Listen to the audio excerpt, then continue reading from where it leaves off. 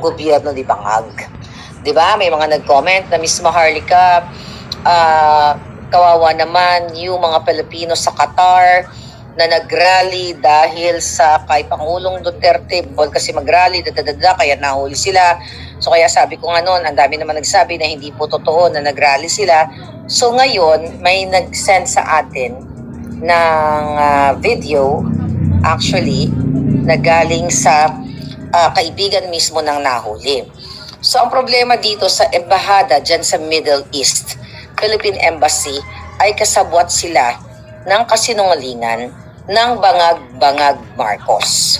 Dahil nangyari yung paghuli sa mga kababayan natin sa Qatar, at yun din ay araw ng birthday ni Pangulong Duterte, yun ay sinabi ng Buwaka ng Ginemes diyan sa embahada, okay, diyan sa Middle East, alright, na ito dahil daw sa birthday o sa pagrarally na pagprotesta ng mga tao, and ito ay mga supporter daw ni Pangulong Duterte.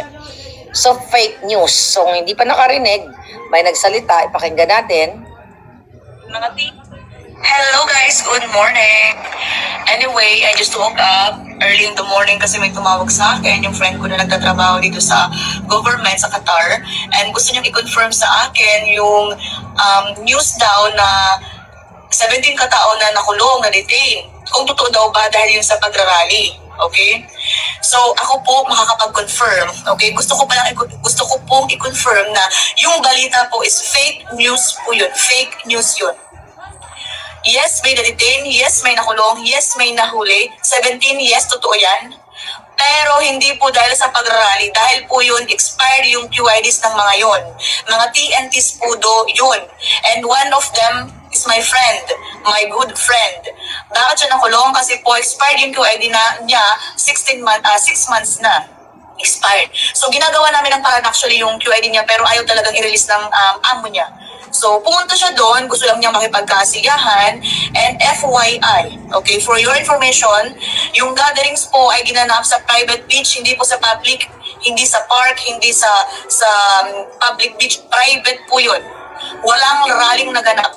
Yung events po is night swimming, gatherings, may mga bata, maraming bata. Bubo bang mga magulang nila para dalhin yung mga bata sa pag-rally? Pero hindi po kasi yun ang nangyari. Yung mga tao na nagpo-post dito at kino-confirm nila na dahil daw sa pag-rally, kabubuhan ninyo. Sana po, nagkaroon po muna kayo ng research. Ano po? Ito na nga po. Yung mga nag-post, dahil daw po yung sa post ng Philippine Embassy, nag-rely daw po sila sa post ng Philippine Embassy. Hindi po ba ninyo nabasa ng mabuti yung post ng Philippine Embassy? Na kino-confirm ninyo na yun daw ay dahil sa Philippine Embassy? Hindi po kino-confirm ng Philippine Embassy na yung mga nakulunga ay dahil sa pagrarally. Ito pa nga, nagtataka kaming taga-Qatar, bakit yun ang pinost ng Philippine Embassy? Alam ng Philippine Embassy ang dahilan kung bakit nakulong yung mga taong yun. May pumunta ng tao na galing sa Philippine Embassy.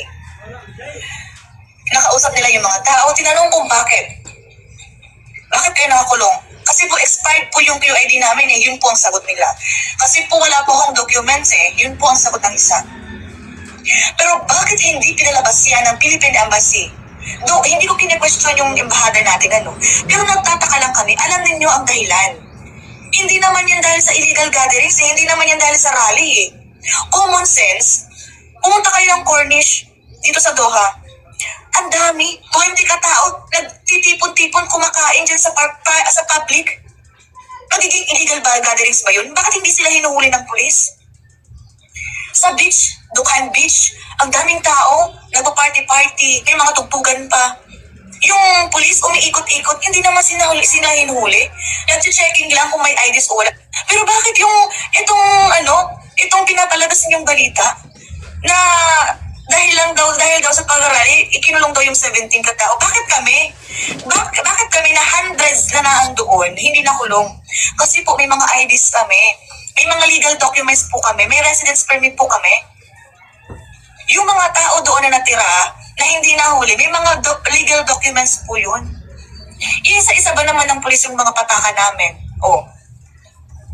Siyempre, yung mga walang kasalanan, fans, yung mga TNT kulong, yes, sumusuporta kami kay Tatay Digong. Okay, the next day, 28th birthday ni Tatay Digong. Pero yung team ng party is night swimming. Yung mga tao nagdala lang sila ng mga pagkain nila, mga ano, kasi nga po, night swimming yun. So, isasabay na lang, kumbaga, kung sinong gustong mag-celebrate ng parties, i-celebrate nyo. Kung sino man yung gustong pa-picture, mag-picture-picture, na kunya, kung kumbaga sumusuporta kami kay Tatay Digong, okay. Pero walang rally, walang Duterte, walang ganon, walang narinig na ganon. Yes, meron sigurong mga t-shirt na may PRRD, may flag na nakikita. Taga-Pilipinas tayo pwede tayo magdala ng flag. Diba? Alam ko nonsense yung pinagsasabi ko, pero common sense, ang daming mga ang daming mga nagagatherings dyan sa public, hindi hinuhuli ng pulis kasi may mga ID sila.